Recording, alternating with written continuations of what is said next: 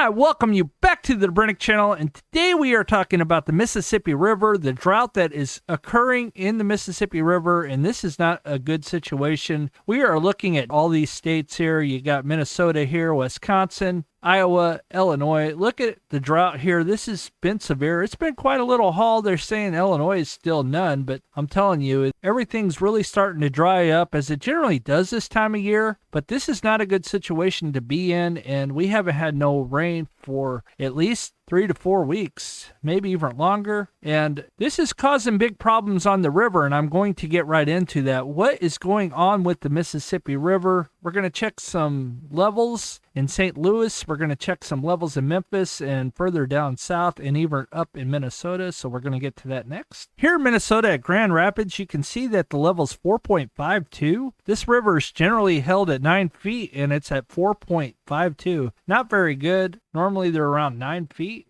Mississippi River at Red Wings only got 2.2 feet in it. Not very good at all. We go down here to La Crosse. You can see that it has 4.9. Now, these generally have 9 feet of water in them. What they have is lock and dams that hold back the water, and 4.9 is just not cutting it. I don't know how much longer they can continue to sustain. And then we get down here by Dubuque, Iowa, and you can see that it's only 7.66. There's nothing in sight for days and days, so this is just not a good situation to be in. We go down to St. Louis. I was just down there today. St. Louis, negative 1.5. Now, there's enough water in there for barges to move, but I don't know for how long this continues to go. And this here is a clip that I took of the river, and you can see this barge over here out of the water, not doing anything. I drove down to South St. Louis to see that today. We go to the Earth Cam, and you can see this is a live view here. You can see that it's 414 and 77 degrees, and the river is way down. You can see right here where the water line is that there's not a whole lot of people moving. Where these cars are, that's generally underwater, and the flood of 93 in comparison was all the way up here, and you got that much water. Doesn't look like a lot, but you get to that is a lot different than what it looked like in 93. I will tell you that. There's very little rain in the forecast, so this is just not a very good situation. There's not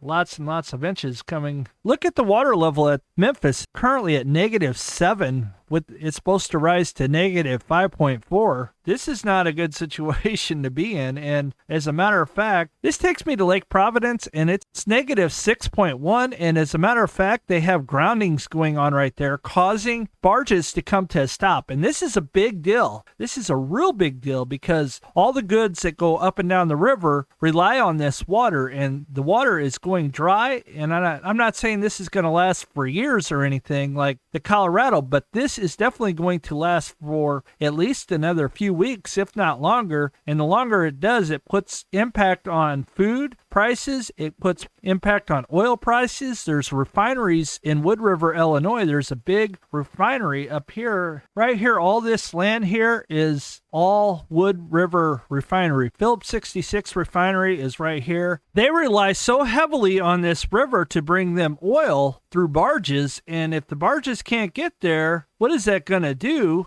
Now, I will say that Phillips 66 also has pipes that come from all the way from South Dakota, so they get some oil, but if the barges can't get there with the oil, what do you think that's going to do? It's going to cause already high gas prices to go even higher if they can't refine it. Furthermore, you have all the harvesting going on right now in Illinois. There's everybody and their brothers out there trying to get the harvest out because they got it in late because we had a wet year. Now those farmers rely heavily not only on the gas to get their product to the river to ship it out to the world. You have that going on, but you also have the river where it's drying up, and if these barges can't move, like in Providence right now where they are going to be dredging and it's going to take days and days to get that fixed, that's problematic for a lot of people and a lot of things, and this is not a good situation. So if things don't clear up and change soon, we are in big time trouble. I'm not sure if you guys are aware. Check this out from the Iowa Dot. Their one barge is 1,500 tons, 52,500 bushels, and 453,600 gallons. That's one barge. One barge, 15 tows equals 22,000 tons, 787,500 bushels, and 6,804,000 gallons of